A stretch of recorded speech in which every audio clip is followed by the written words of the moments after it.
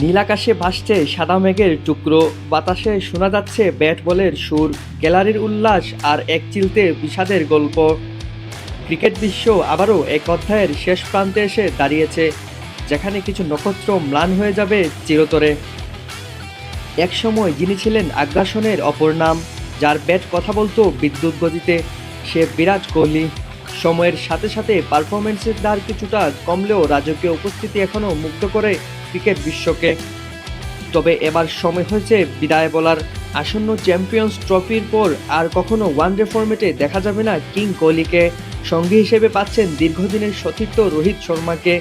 37 পেরিয়ে যাওয়া রোহিত ইতিমধ্যে টি-20 থেকে অবসর নিয়েছেন। এবার ওয়ানডেতেও পড়বে শেষ বিদায়ের সিলমোহর। 2027 বিশ্বকাপের আগে হয়তো ভারতীয় জার্সিতে তার শেষ নৃত্য দেখবে ক্রিকেট প্রেমীরা। কেন উইলিয়ামসন, যিনি ঠান্ডা মাথায় ম্যাচ বের করে আনতেন, গড়তেন ইতিহাস, তিনিও হয়তো এই চ্যাম্পিয়ন্স ট্রফিতেই বাজাবেন বিদায় ঘণ্টা। বয়স তার জন্য বড় বাধা নয়, কিন্তু ছুট যেন পিছুই ছাড়ছে না। রাজপুত্রের গতি মন্তর হচ্ছে, আর হয়তো 2027 পর্যন্ত কেরিয়ার টেনে নেবেন না তিনি। মোহাম্মদ নবী এক অনন্য লড়াকু চরিত্র। আফগান ক্রিকেট যখন সদ্য জন্ম নিচ্ছিল, তখন থেকেই দলের জন্য নিবেদিত প্রাণ এই অলরাউন্ডার। বয়সের ভার আর ফর্মের ওঠানামায় তিনিও বুঝতে পারছেন সময় এসেছে জায়গা ছেড়ে দেওয়ার। পাকিস্তানের মাটিতেই হয়তো নামবে তার আন্তর্জাতিক কেরিয়ারের শেষ পর্দা। তবে এমন কিছু নামও আছে যারা হয়তো মাঠে দাঁড়িয়ে বিদায় ইনিংস খেলার সুযোগই পাবেন না।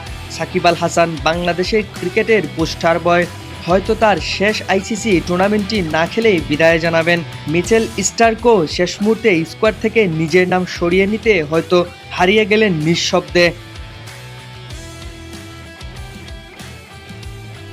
সময়ের নিয়মে সবকিছু বদলায় বদলায় ক্রিকেটের অধ্যায়।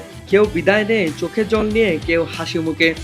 তবে স্মৃতির পাতায় তারা রয়ে যান চিরকাল, ব্যাট বলের গল্পে, গ্যালারির কোলাহল, কিংবা কারো শৈশবের নায়কের রূপে। এবারের চ্যাম্পিয়ন ট্রফি কেবল একটি টুর্নামেন্ট নয়, এটি একটি যুগের শেষ কিংবদন্তিদের বিদায়ের মঞ্চ।